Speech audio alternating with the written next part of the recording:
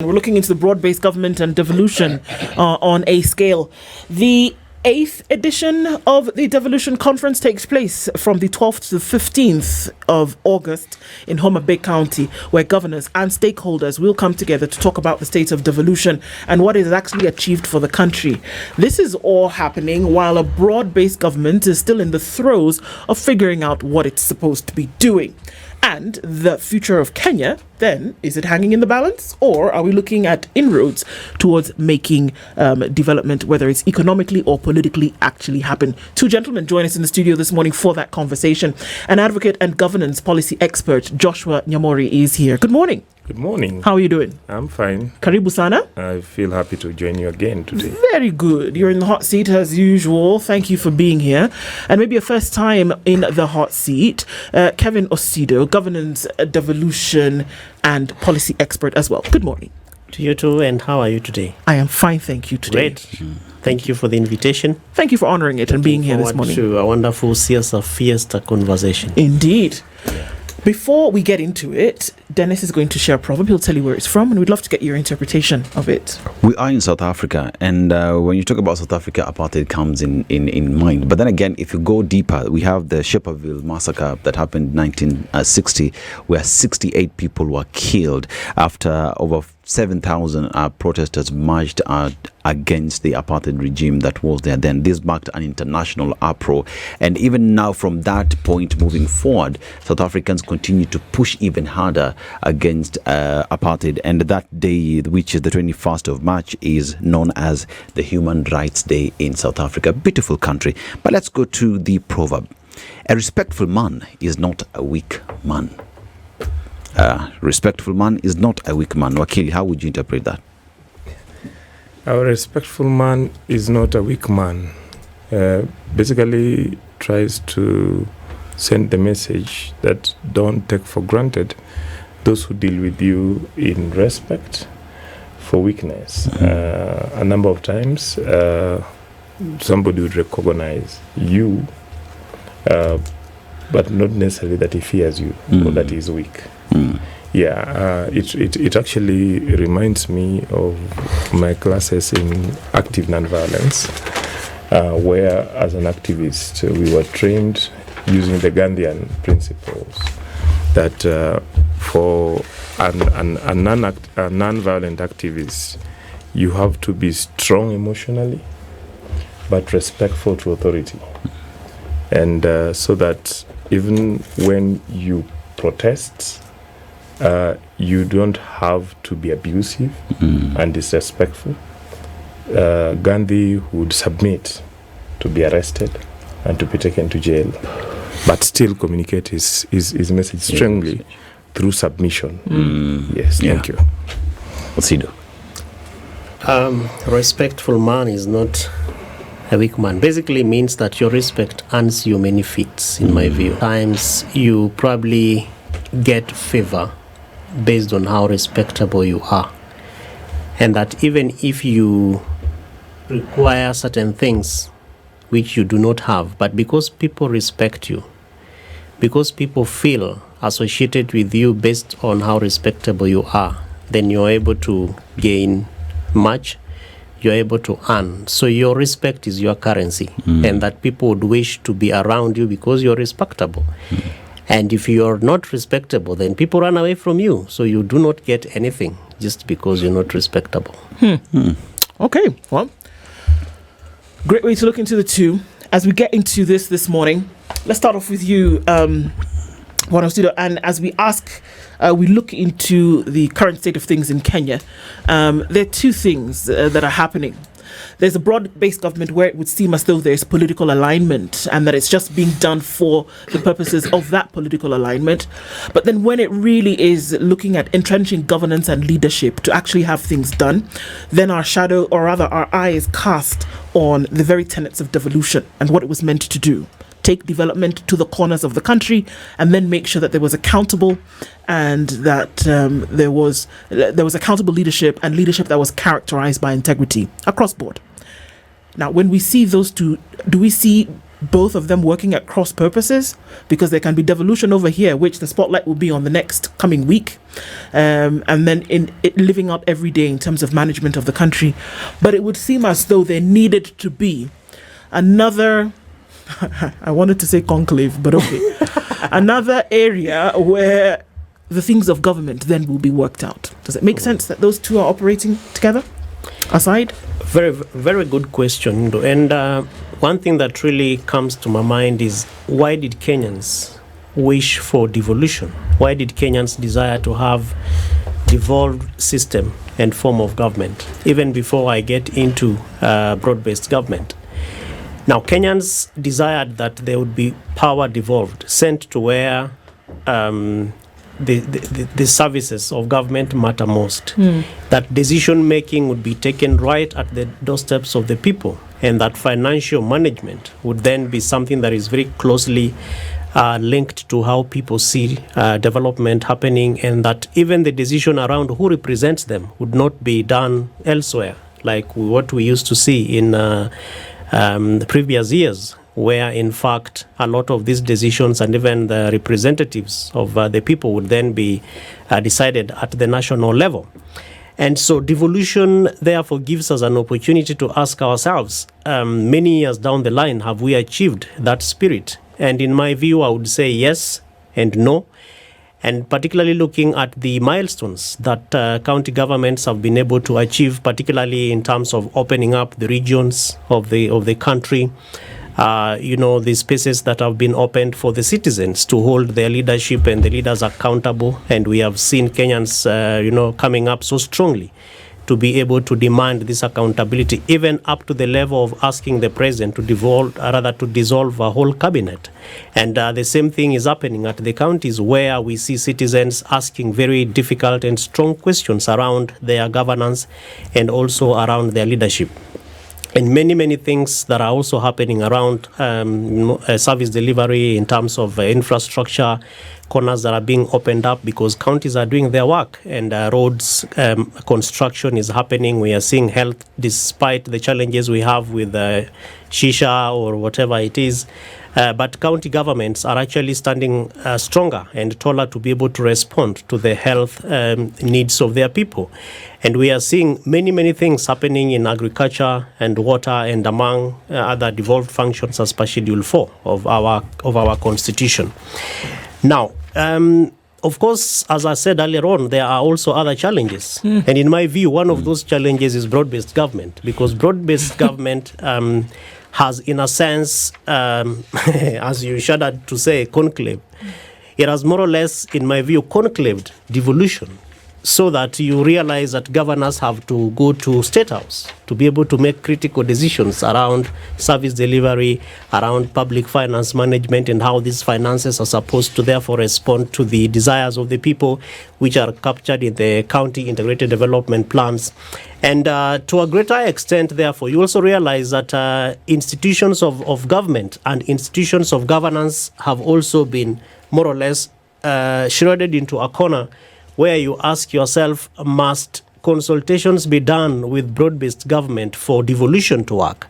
Concerns around equitable share, monies that are supposed to go to county governments, and that devolution has to be discussed within the premises of broad-based government, and that even the power that governors and their county governments have to be discussed within the premises of broad-based government, which therefore raises the concern around the role of the head of state as a head of, rather the president as a head of state and head of government, national government, and how that is supposed to be done, or the kind of context that they are supposed to operate in, particularly when you also have institutions like the summit, which is chaired by His Excellency the President, and you have, and therefore brings together all the 47 governors, and then you have the IBEC, which is chaired by His Excellency the Deputy President, and brings together the devolution players, both civil society like ourselves, and also various ministries, departments, and different agencies. So to a greater extent, as I finish, therefore, there has to be a very deep conversation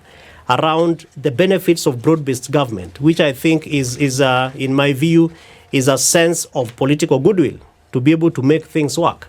But then the question that would beg is, how do we sustain that, particularly in a context where you look at a broad-based government as one that is excluding other people? And so, for example, you'd say Mount Kenya feel excluded because to a greater extent they might imagine that broad-based government was formed for a certain sect or select group of people based on how the politics of this country is done.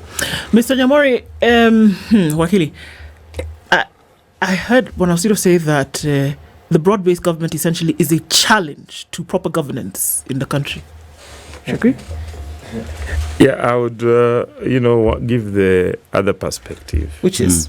And the other perspective is that the broad-based government is an opportunity and a pillar that stabilizes the country. A pillar in that broad-based government was formed after the country went through real political crisis. And we had, we were at a point where we would lose the country.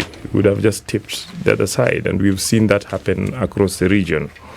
And so it was, important that the two main political leaders who were garnered more than 14 million votes in the last election came together not only as individuals but by including their political structures to stabilize the country and to analyze what the problem is, which they crystallized into the issues that had earlier been discussed under NADCO, and agreed on the 10 points which they considered the issues that were important for stabilizing the country. This including sorting out the IBC issue, the issue of youth unemployment, the issue of police accountability, the issue of equitable and inclusive representation, the issue of gender balance, and so on and so forth.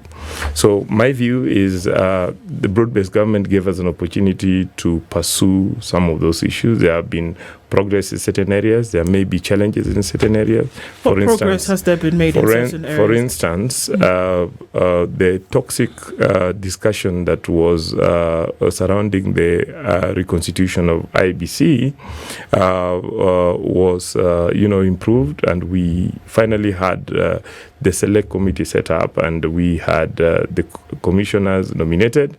And that happened as a result of the forming of the broad-based government. Am I hearing you say that the broad-based government was formed, and as a result of it, then you had the coming together of the IEBC? My point is that the MOU and the formation of the broad-based government made everybody feel part and parcel of the governance process.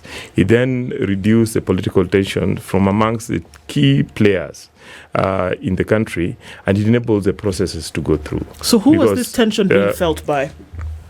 Everybody. I mean, having a country, if you remember the discussion we had during the impeachment of the former deputy president, and there were discussions about Kufa Dereva, Kufa Makanga. Then the question was, what happens to the country when we impeach the deputy president and,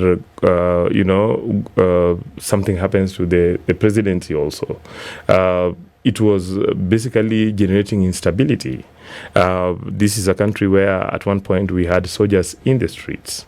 So that's stabilization and enabling an important and critical governance structure like IBC to be established was important. But I'd say that is just one of the issues. And so looking at probably what Kevin raises about devolution, again, I look at the fact that, yes, there could be challenges, but then we could also look at it in terms of the opportunities that exist. And the opportunity that exists is that while least, counties had been complaining over the years since 2013 that the executive at the national level and parliament had not been committing sufficient resources to it, and that even the resources that were committed, not all counties across the country were able to access them in time and sufficiently.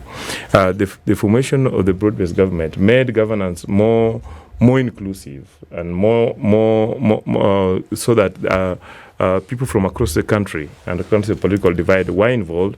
And we need to celebrate sometimes as a country what is achieved. For instance, this is the first time ever since devolution started that the government was able to disburse the entire amount before June 30th of the money that should have gone to devolution. Those are things to be celebrated. Which begs the question. If you look at, you're saying that there's a time when the country was unstable and that Kenya is better today. Was Kenya really unstable, or was it just the citizenry demanding that right is done by them?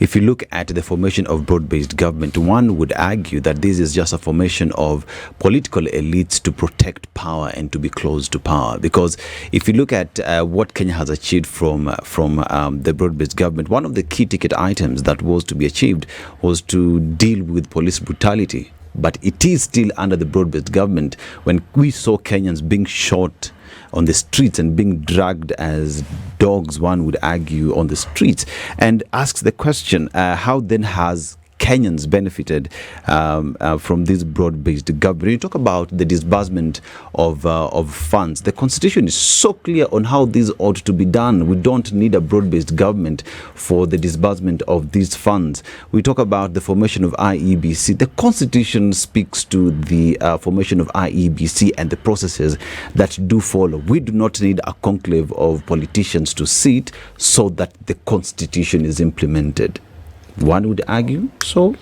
Precisely, Dennis. And basically, picking up from what Joshua is saying, in my view, I would ask the question, is a glass empty, or half empty, or is it half full? And from the kind of description that you both are giving our country, in my view, it looks like we have a group of politicians whose main interest is the next election and not the next generation. And I say that because if you look at, for instance, the pact that Wakili, my good friend and mentor in some space, referred to, we do not need politicians to regroup because certain things are not happening. And if you look at, for example, the revised memo on the pact between UDA and ODM, which was released yesterday, is coming up largely because of failure, in my view, of institutions to be able to do their work. And these institutions, in my view, look like they are cabalized or they are being stifled by the powers that be. So that, for example, and I agree with you, Dennis, that you do not need a broad-based government for cohesion and integration to work in Kenya. Because why? We have a constitutional commission called the National Cohesion and Integration Commission. But if you have a commission that has to go to parliament to beg for appropriation of resources to be able to do its work, then that is where really the rubber is meeting the road. And if you have, for example, institutions like parliament, the National Assembly, that is supposed to ensure that resources are equitably shared and sent to county governments, you do not need a broad-based government to be able to ensure that that is done. We just need proper manners, good manners for our leadership to be able to realize that, one, you are seated there on the behest and at the clear in Article 1.1 that all this sovereign power, it rests and is vested in the hands of the people, and they are surrendering it to you. And so what it means is that once you have the power, there is a day when that power will be taken back by the people, and that happens every 5 years. But why that is a challenge is so that the political class, in my view, or the political elite, is interested in protecting that space. So that if you want to get into that space, for example, they meet on a round table like this and they ask you, so how much money do you have to support this campaign? How many votes in terms of number of people can you marshalize to be able to give us a winning vote on the election or rather on the ballot? And so therefore, there is a dented progress in terms of the leadership and democracy of this country, that we make very many strides forward. And then when we wake up, like we did by God's grace this morning, we lose and we go back, we regress very many steps behind, because there is no proper accountability, both for the processes that are taking place and also for monitoring and evaluating the kind of strides that we are taking. So that, for example, every time we have IBEC meeting, and IBEC is the Intergovernmental Budget and Economic Committee of the Council of Governors and the national government. Budgetary conversations take place at that point, and it also brings in the CS Treasury among many others, and is chaired by the Deputy President. So it cannot be that we need a broad-based government, in my view, to be able to have good conversations to ensure that counties are doing their work. It cannot be that we need a broad-based government for functions that are devolved by our constitution in Schedule 4, that are supposed to be done by county governments, and that good gentlemen, very respectable men and women, must sit and shake hands for this kind of progress to be done and therefore to be felt by Kenyans. So it's progress that is being made, and I partly agree with Wakili Nyamori that the broad-based government therefore gives us a stable foundation in terms of the difficult political opposition, because that is how I look at it. That we cannot be able to have proper elections. Every time in this country we have questionable elections, because the electoral management body has been more or less made or organized to fail Kenyans who wake up very early in the morning. They are on the queues, waiting for proper elections to be done. They do their work, they register, they listen to political party operators, present their manifestos, most of them lies to the people, and then they go and cast their votes. But when it comes to the announcement, then that is purely where the people ask the question, so what is happening? And we do not need, in my view, a broad-based government to be able to respond to those issues. So it is a good thing that we have a broad-based government, because Kenya is a first among the global colleagues. So we have countries learning from what we are doing with our, united opposition and also broad-based government, and every time government of national unity in the previous years. So it's a good thing that we are making, we are creating spaces for other peers to be able to learn. But locally, as Kenyans say, we took a ground totally different. And so in that difference, in my view, the leaders who exercise this power on behalf of the people need to begin to ask themselves, what is the space for accountability? What is the space for this good governance that we are talking about? With that arrangement, participation. Sorry to cut you short. So with that arrangement, again yesterday, President William Ruto and ODM party leader Raila Odinga formed again a 5-member committee. And wait, Wakili. So we're coming from the composition of the original members of NADCO. They presented a report. Then we have Broadbased that brings again the two principles together, with a few members now been enjoined into cabinet. Then again, we have President Ruto and ODM party leader Raila Odinga forming again a 5-member committee tasked with implementing the agenda of the broad-based government and the National Dialogue Committee report.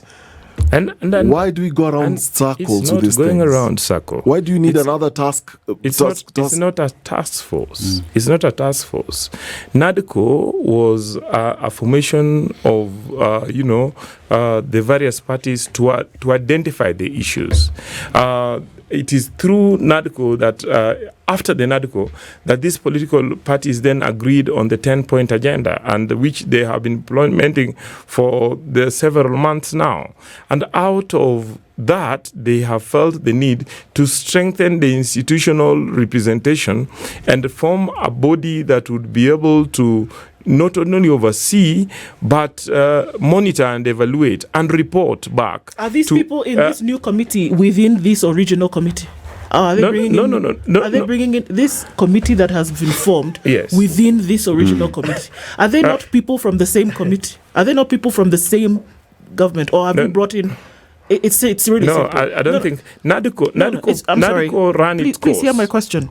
This new committee that has been established, these 5-man task force members, who are they? Are they people from another country? Are they people from another party? Are they new people? Are they? Now you want to give me an opportunity to respond. I just want to. It's a yes or no, because then I can go to part B. You have asked your question, so allow me to respond. And to respond that the NADCO committee ran its course. Its course was to lead the discourse that was there at Bomas. Their report was then adopted by Parliament. These political parties have committed themselves to 10 points out of the NADCO report. And it was just, and you appreciate, and we must appreciate, that even within the political parties there have been divergence of opinions. And so out of those divergence of opinions, the parties then sat together and said that we must have a point at which we meet to assess what we have achieved, and they agree on how we move forward. And they have formed this team. If you look at the statement by the President and the former Prime Minister yesterday, it pointed out that this committee will not only oversee implementation, but it would report to the principals every 2 months.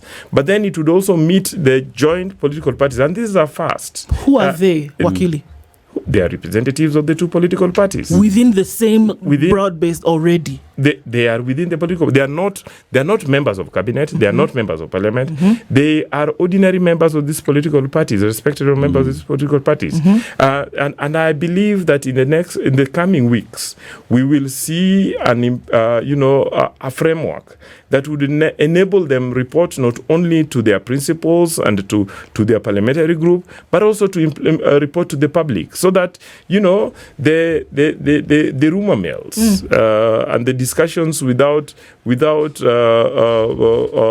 evaluation and monitoring based on key performance indicators gives way to an organized framework in which we can be able to point out that this is what the two parties agreed on, and this is what they're achieving moving forward, so that we are making progress. And that is important for a governance. And so I'm looking at the timeline of this. Yes. And let's call politics for what it is. Because this same committee is required then to submit progress reports to the two principals. Yes. Both the joint Kenya Kwanza and ODM parliamentary group quarterly. Yes. Then the parliamentary group, let's just follow the thread. Yes. So then the parliamentary group is set to hold its first sitting August 18, 2025, and a final report detailing the status of the broad-based government's 10-point agenda, which is a reflection of what is ailing the country. Yes. The 10-point agenda report then will be released to the public on March 7th, 2026. Yes. This is months before the election. 1 year after formation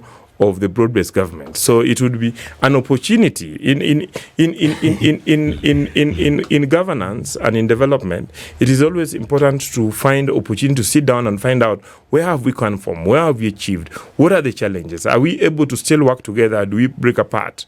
If we are to work together, what are the new priorities? So as a country, we must continue dialogue. We must always continue finding structures and forums through which that brings us as a country together. And as the two political formations that form the broad-based government, it is my view that it is a very innovative and necessary process to set up, this team, to set up the new structure of, the joint parliamentary group, to ensure that this team reports not only to the principal, to the parliamentary group, and also to Kenyans on achievement, so that we can answer the questions that we have been answering here. What has broad-based government achieved? Let's bring in Kevin. I want to pick your mind on this. So, from what Wakili is saying, so we are dancing around this issue. Then we get to a point where on March 7th, 2026 is when this report is presented then to the public. We are still not talking implementation. And it's going to be we're talking about a report that this is what we have found. Basically, the report details the status of the broad-based government's 10-point agenda. It's reporting the status. We're still not even talking about implementation. This will be in March 7th, 2026. Sure. Just months before the general election. And we're still backtracking and talking about the issues that are currently ailing this country. Surely, are we skirting around this issue, buying time before we go into the next election? Or what's going on here? Okari, because now we have two Denises here. We are being managed as a people. And Kenyans are being taken through this to give time, as you rightfully said, for the political class to basically understand, to manage their own interests. And Wakili knows that we honestly do not need the broad-based government to be able to achieve the aspirations of this country. We just need bold leadership. We need proper accountability. We need mechanisms that will be able to allow for institutions of governance to do their work, so that you are not waiting to, manage the feelings and emotions and reactions of someone because you went and made a press statement, and so you are worried about their feelings. Watasikiaje, watasema aje, nilisema aje. So you are bothering people in the corridors of your office around their understanding of what you said in the press conference. Part of my submissions, starting from where Okari has actually raised the question, is that we have had very many reports in this country. Part of the challenge is just mere lack of implementing those reports, from the Kriegler report to the Kofi Annan Commission to the BBI, which of course went to the courts. And I'm happy that at least for the Broadbased Committee, the task force tried to address some of the challenges that BBI had that made it get knocked out by the courts, so that you raise a question around anchoring the broad-based government. So the task force had to go through Parliament and establish their arrangements through some set of arrangement or a plan within Parliament, even to find a way of incurring public expenditure, because otherwise you have this moribund group that is using public resources, taxpayers' monies, and so the question around accountability, on what premise are you spending our money? So they went to Bunge, set up something there, and the leadership of the Committee of the House treated it as a committee of Parliament. Now, we cannot continue like that. So part of the challenge, and Wakili Nyamori knows because he was extremely involved in the 2007-2008. When we began, I called him my mentor because myself and some of our friends were part of the conversations, mobilizing committees to discuss, those intergenerational dialogues in town hall meetings, and he was a main trainer in that kind of an arrangement. And so he knows that part of why we have failed as a country is because we lack a mechanism that will track progress, so that we don't have to keep forming committees. It is just important to ask the co-chair of the committee, so many years down the line or many months, what have you achieved with the broad-based government? Of course, there are a few successes. For instance, there are bills that were fast-tracked because of broad-based government, which of course we didn't have to. What was missing was just pure political goodwill to be able to ensure that these things are done. Then number two is, of course, in my view, broken promises. That you have politicians who go and tell Kenyans, this government is yours, put us in power. When we get in there, we'll ensure that Mama Mboga is seated on the cabinet, Boda is seated there, and that we'll have a discussion about us. And that once we have this discussion about us, we'll ensure how, every family will get this amount of money every month. There's no child that will go hungry. The schools will be properly done. There will be no extrajudicial killings, and we are shooting people's legs. So that the semblance of broken promises, what is happening with our values and principles around lying? When you are growing up, and we still are by God's grace, you'd be told that if you lie to someone, you would not go to heaven.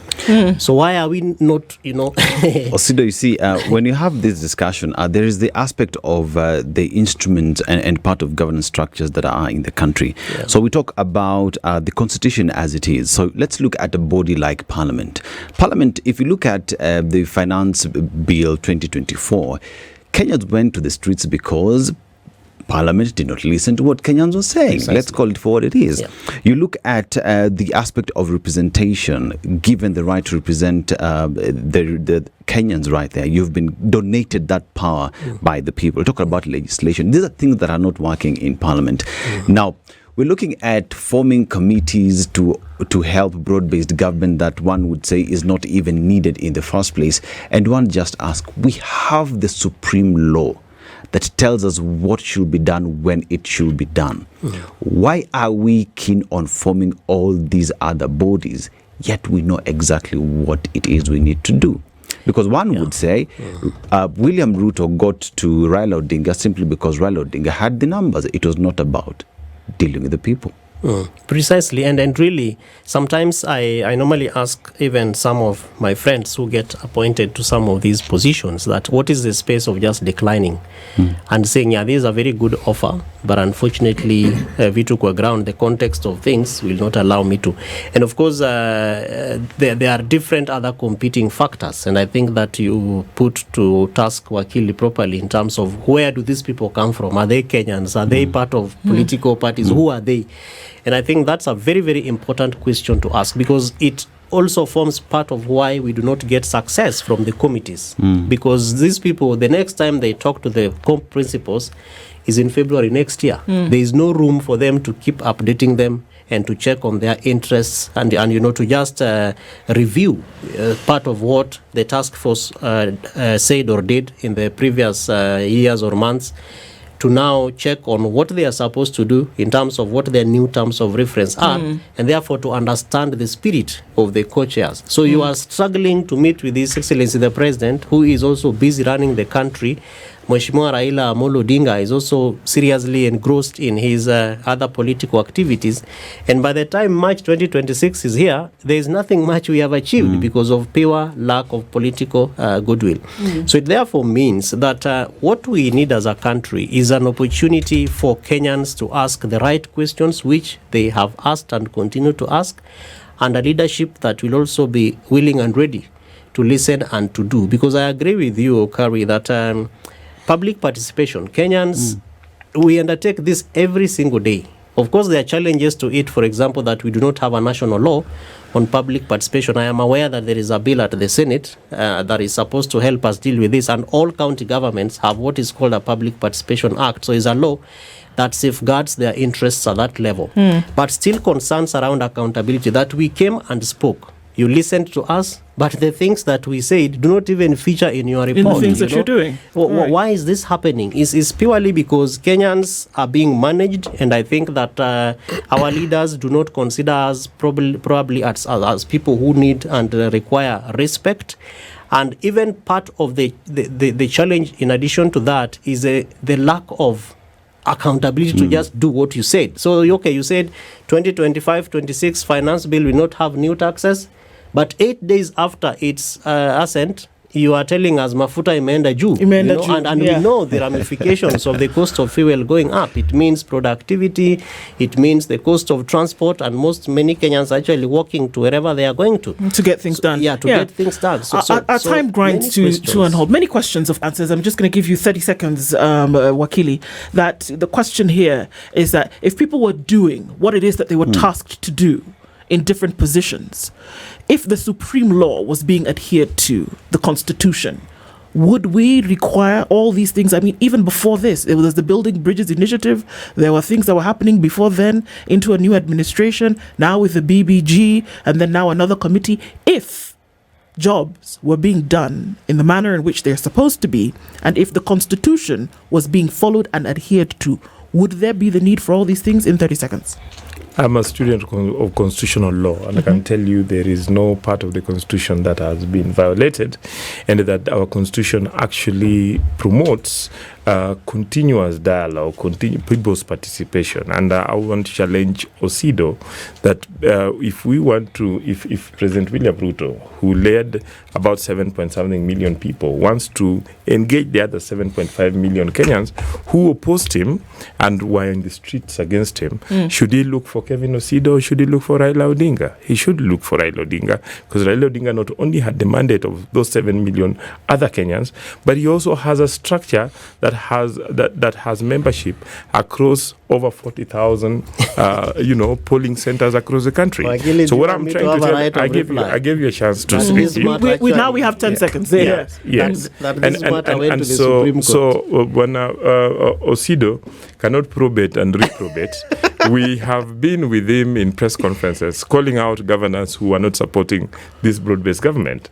And so I want to call out Osido and tell him, let's move forward, let's unite this country. It is what must be done. And we must all feel part of this government. And the way to feel part of this government is that we must learn that even as we compete during elections, we can cooperate during the 5 years. And this is the experiment that the broad-based government is attempting to do. Thank you. And it's because of these that we cannot stop having these conversations, necessary for us to do, because clearly there's still a lot to unpack. But we want to thank you, gentlemen, for at least starting to chip away at the block with us this morning in the Situation Room. Joshua Nyamori is an advocate and governance and policy expert. Joined us today with Kevin Osido, governance, devolution and policy expert as well. Thank you both for being here. This is the Situation Room, the only way to start your day.